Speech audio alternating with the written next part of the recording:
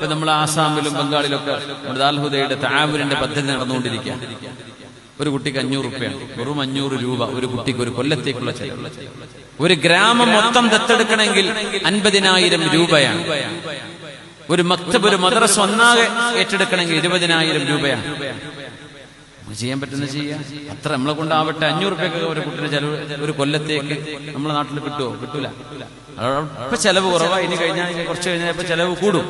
ഒരു ഗ്രാമം ഏറ്റെടുക്കണമെങ്കിൽ അവിടുത്തെ പ്രായമുള്ള ആൾക്കാർക്കുള്ള ക്ലാസ് അടക്കം, പെണ്ണുങ്ങൾക്കുള്ള ക്ലാസ് അടക്കം, മുച്ചാലിമീങ്ങൾക്കുള്ള ക്ലാസ് അടക്കം ഒരു കൊല്ലത്തേക്ക് 50,000 രൂപയാണ്. എന്തെങ്കിലും ഒരു ലക്ഷ്യം ജീവിതത്തിൽ വെക്കുക, അത് ഫലം കാണട്ടെ. സമസ്ത കേരള ജമിയത്തുൽ ഉലമ കേരളീയ മുസ്ലിമീങ്ങൾക്ക് സാധ്യമാക്കി തന്ന നമ്മുടെ മദ്രസ, അത്തരം ഒരു സാഹചര്യം നമ്മുടെ ഇന്ത്യയുടെ മറ്റ് സ്റ്റേറ്റുകളിൽ ആളുകൾക്കില്ല. നമുക്കൊക്കെ അറിയാലോ, പറഞ്ഞു തരേണ്ട ആവശ്യമില്ലല്ലോ. മുസ്ലിമീങ്ങളെ പച്ചപ്പൊട്ട്, മറ്റൊരു ചുവന്ന പൊട്ട് ഇങ്ങനെ നടക്കുന്ന കാലം. ഹിജാബ് എന്താന്ന് പെണ്ണുങ്ങൾക്ക് അറിയാത്ത കാലം. നോമ്പ് നോറ്റിട്ട് ഞാൻ നോമ്പിന് റമദാന് വേൾഡ് പറയാൻ പോയിട്ട് ഇൻഡോറിലാണോ എനിക്കറിയില്ല, ഇൻഡോറിലാണ്, മധ്യപ്രദേശ്. സുബഹിസ്കാരം കഴിഞ്ഞ് ജമാഅത്ത് കഴിഞ്ഞിട്ട് ജമാഅത്ത് നിസ്കരിച്ച് വരിക. റമദാൻ മാസത്തിലിട്ടോ, റമദാനിലാണല്ലോ കോളേജൊക്കെ കൂട്ടുന്നത്. അപ്പൊ ഉറുദുവിൽ വേൾഡ് പറയാൻ വേണ്ടി പോകുന്ന ഒരു പരിപാടി ഉണ്ട് ദാറുദ്ദീൻ. അപ്പൊ കുറെ കുട്ടികൾ പോയിട്ടുണ്ടാവും. അള്ളാഹു അതൊക്കെ സ്വീകരിക്കട്ടെ. 1ാം സഫില് ഇമാമിന്റെ പിന്നിൽ നിന്നിട്ട് നിസ്കരിച്ച് സുബഹി നിസ്കരിച്ച് പള്ളിയിൽ നിന്നിട്ട് ഒരു ചായക്കടയാണ്. അവിടെ ഇരുന്നിട്ട് നല്ല കടുപ്പുള്ള ചായ കുടിച്ചിട്ട് അവർ പോണത്. അപ്പൊ എന്തോ ആരോ പറഞ്ഞിട്ടുണ്ട്, സൂര്യ ഉദിച്ചത് മുതൽ മഗ്‌രിബ് വരെയാണ് നോമ്പ് നെറ്റ് വിചാരിച്ചിട്ടുണ്ടാവും. അറിയില്ല. കൂളായിട്ട് ചായ കുടിക്കുന്നുണ്ട്. നിസ്കരിച്ച് നേരെ പള്ളീന്റെ മുമ്പിലാണ്. സുബഹി നിസ്കരിച്ചിട്ട് ചായ കുടിക്കുക. കാലിച്ചായ സുന്നത്തിൽ നിന്നിട്ട് ആരും പറഞ്ഞു കൊടുത്തായിട്ട് അറിയില്ല. ജാഹിലീങ്ങളായിട്ട് ജീവിക്കുകയാണ്. പഠിച്ചോനെ, നമുക്കൊക്കെ വലിയ ബാധ്യതയല്ലേ ഇവരൊക്കെ ദീനിലേക്ക് കൊണ്ടുവരാൻ. 21 കോടി മുസ്ലിമീങ്ങളുണ്ടെന്ന 1 കോടി ഇപ്പൊ കേരളത്തിൽ ഉണ്ടാവുള്ളൂ. ബാക്കി 20 കോടി കേരളത്തിന്റെ പുറത്താണ്. എന്താണ് ദീൻ എന്നറിയാതെ ജീവിക്കാൻ. അതിനാണ് ഇപ്പോ ഹാദിയ ദാറുൽഹുദയുടെ അലുമിനി, അവിടുത്തെ മുതഅല്ലിമീങ്ങൾ, ഹുദവിമാർ കഷ്ടപ്പെടാൻ. കറണ്ടില്ല, വെള്ളമില്ല, റോഡില്ല, പൊടിയും നല്ല ഭക്ഷണം കിട്ടൂല. ബൈക്കിലും സൈക്കിളിലൊക്കെ പോയിട്ടാണ് കുട്ടികളെ മദ്രസക്ക് കൊണ്ടുവരുന്നത്. യാ അല്ലാഹ്, നമുക്ക് പൈസ അയച്ചു കൊടുത്താൽ പോലെ ഗൂഗിൾ പേ ചെയ്താൽ നമ്മൾ പണി തീർന്നു. ഇത് ഫീൽഡിലിറങ്ങി വർക്ക് ചെയ്യുന്നവരുടെ എനിക്ക് ഭയങ്കര ബഹുമാനമാണ്. നമ്മുടെ സുഹൃത്തുക്കളൊക്കെ അവരൊക്കെ ചെയ്യുന്ന ത്യാഗത്തിന്റെ 100-1 ഞാനൊന്നും ചെയ്യുന്നുണ്ടാവില്ല. കാരണം അവര് ചെയ്യുന്നത് കഷ്ടപ്പാടിൽ നിന്നുകൊണ്ടാണ്. ഫാന് പോലും ഇല്ലാതെ, ഒരു ഭക്ഷണം നല്ലത് കിട്ടാതെ, കാലാവസ്ഥ.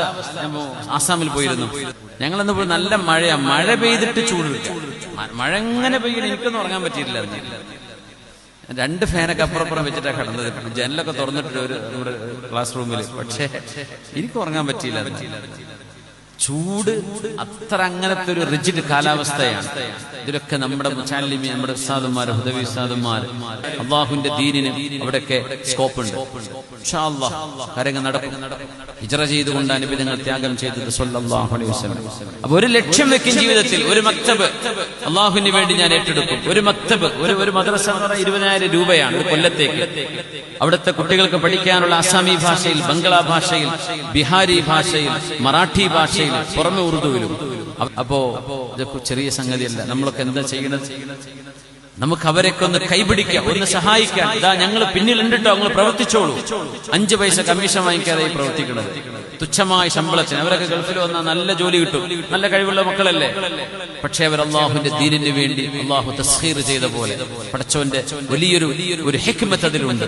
ഇതൊക്കെ നിങ്ങളുടെ മുമ്പിലേക്ക് എത്തുമ്പോഴേ നിങ്ങൾ അതൊന്ന് റെസ്പോണ്ട് ചെയ്യണം. വെറുതെ നോക്കി ഒന്ന് ക്ലിക്ക് ചെയ്ത് പോവരുത്. എന്ത് ചെയ്യണം? എന്തെങ്കിലും നമ്മൾ ചെയ്യണം. ഒരു മുമ്പിൽ ഒരു കാര്യം എത്തിയിട്ട് റിയാക്ട് ചെയ്യണം. ഒന്നും ചെയ്യാതെ നിന്ന് പോകരുത്. ലക്ഷ്യം വേണം ജീവിതത്തിൽ. നമ്മുടെ ജീവിതം വെറുതെ ആവരുത്. കുട്ടികൾ, എന്റെ കുട്ടികൾ, എന്റെ പെണ്ണുങ്ങള്, എന്റെ വീട്, എന്റെ ജോലി, എന്റെ വണ്ടി ഒക്കെ ചെറിയ ലോ ലെവൽ തിങ്കിങ് ആണ്.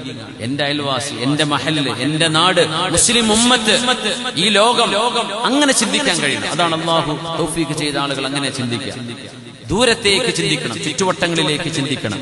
ലക്ഷ്യബോധമുള്ള ഒരു ഉമ്മത്തായിട്ട് ഉമ്മത്ത് മാറണം. വെറുതെ ഞാനും കുട്ടികളും, എന്റെ കുട്ടികളും, എന്റെ കാര്യം അങ്ങനെ ആവരുത്. ദ്വാരക്കുമ്പം പോലും നമ്മളൊക്കെ പറയാറോ, എന്റെ അസുഖം മാറ്റി തരണേ, എന്റെ കുട്ടിയുടെ പനി മാറ്റി തരണേ, എന്റെ കാലിന്റെ വേദന മാറ്റി തരണേ, ഉമ്മാന്റെ ഉരവേദന മാറ്റി തരണേ, ദ്വാരുന്നോളി. പക്ഷെ ഉമ്മത്തിന്റെ വേദന മാറ്റി കൊടുക്കണേ എന്ന് പുണ്യ നബിയുടെ ഉമ്മത്തിന് വേണ്ടി ദ്വാരക്കാൻ മറക്കരുത്. മുസ്ലിം ഉമ്മത്തിന് വേണ്ടി ദ്വാരക്കണം.